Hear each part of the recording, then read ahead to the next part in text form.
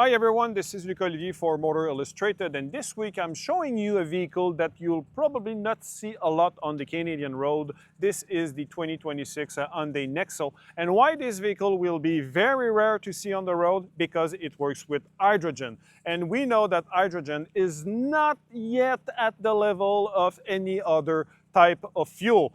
Why? There are no charging stations whatsoever, pretty much all the way across Canada. But this is a statement from Hyundai. They started the hydrogen research in 1998. It's actually the fourth generation engine. They had one on the Tucson in 98. They had one also on the iX35. And then the Nexo came to life. And then we had it in Canada. They sold less than 100 units in the Canadian market.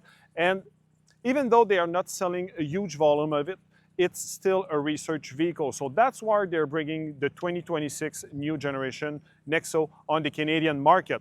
In terms of design, they call it art of steel. This is the new language for Hyundai in terms of design. And I think they've made something very interesting. If you look at the front end of the vehicle, it kind of looks a little bit like the Honda Concept Zero, the SUV one, where you have that big black part that covers the headlamps. These are with LEDs, and they're even use matrix. So this is very good headlamps. There's one element of design that I think is very interesting. You've got these 4 dots, and these are the H in the Morse code. So that's not something there for no reason. The design itself looks a little bit like the 1980s, very angular with pixels. And we know that pixels, they are the brand, the symbol of the electrification with Hyundai. If we move to the side now, there are 2 sizes of wheel available. You have either 18 or 19 inch. If you move also around the windows, you may notice there are no rear view mirror, there are rear view cameras, and that's helping the drag coefficient. Blacked out windows, and if you look here, you've got that line, and it's not from nowhere, really not. This is actually the same line you have on their traditional costume for Korean. So this is an element cue that I really like. It's something cultural that defines the vehicle. Moving to the back now, it kind of looks a little bit like the old Pontiac Aztek, specifically when you look at that area. But what I like is they brought back the same squarish form to the tail lights, and look at the window, well inclined, and it's very well designed. To me, this vehicle is a good-looking vehicle, and for once, it doesn't look like an alien.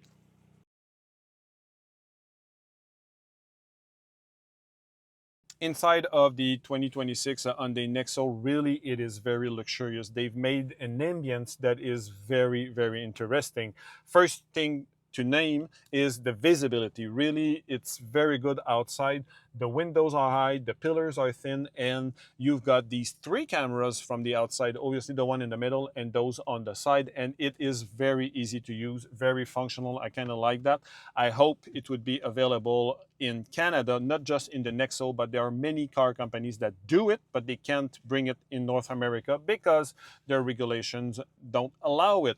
The steering wheel, nice design, very easy to use. The buttons are big, the screen's 12.3 inches twice. Sadly, you can't play a lot with it. It's very functional, very ergonomical, but I would love more design, more play with it, and we don't have that. The seats are very comfortable. Seriously, these are pretty good seats in the industry. I wish they spread it all over their lineup. The console, very useful. You've got wireless charger, 2 of them. Easy comments for the climates, a lot of space.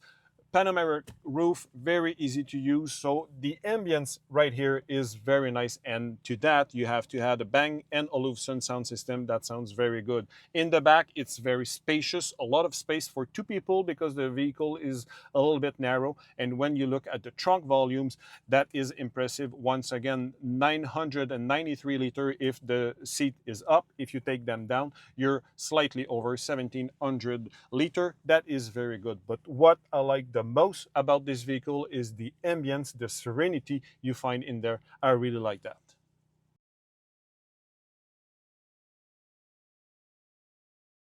Under the hood, we know that the Nexo has its own platform, its unique technology, unique engine.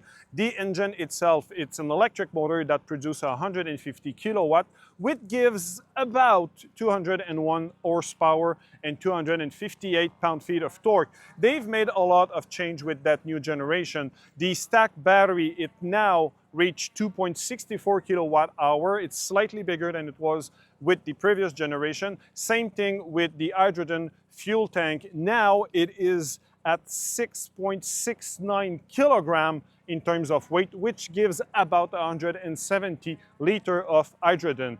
This vehicle, the way it is set up right now, can give you up to 620 kilometers of freedom.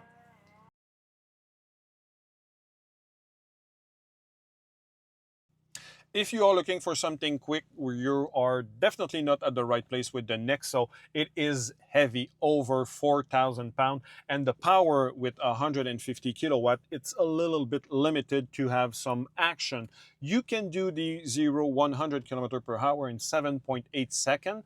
It's not that fast. The driving impression now, it's very serene when you drive this vehicle. The steering wheel don't communicate that much actually. Even if you're in sports mode, it's a little heavier, but there's no dynamic to it. You don't feel connected to anything. The suspension though, they work very well. They are firm, that's something that I like because you feel connected with the road. But if the road get bad, then you'll feel absolutely everything because you feel that the springs and the dampers, they're compressed a lot because of the weight of the vehicle. When you drive it, honestly, it's very quiet. You've got noise cancellation, tires specifically made for this vehicle to make sure there are no noise inside. So this is well thought.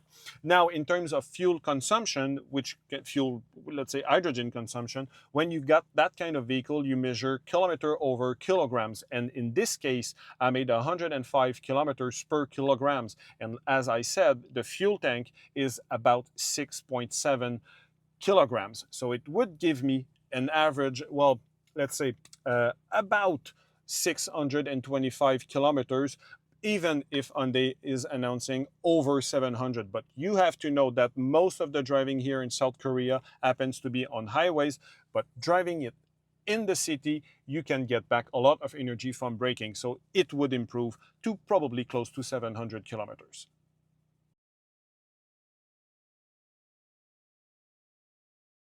In conclusion, now you are better look at this vehicle because you probably won't see any on the Canadian road, at least not very often. For sure in Quebec you won't see any because there are no charging station to refuel it. So why we're talking about this vehicle? Because Hyundai keeps pushing about hydrogen technology, and that is a good thing. I think personally that technology would fit better for heavyweights vehicle other than cars, but still they're working on the technology, and that's something very good. What's the price of this vehicle? It's not announced yet. We're looking at something between $70,000 to $80,000. To me, my impression general about this vehicle, I really, really liked it. I like the way it drives, even if I would love something a little bit more sporty, but I like the design, I like the way the interior is built, the spaciousness, the build quality of it. The only problem to me is this vehicle should be also offered with a pure electric engines, another engine on the rear axle to make it an all-wheel drive, and then we would have a winner right here. But as I told you, you're better looking at it right now because you won't see any. For all my comment and the analysis on this vehicle, I also invite you to go on Motor Illustrated to read my full review.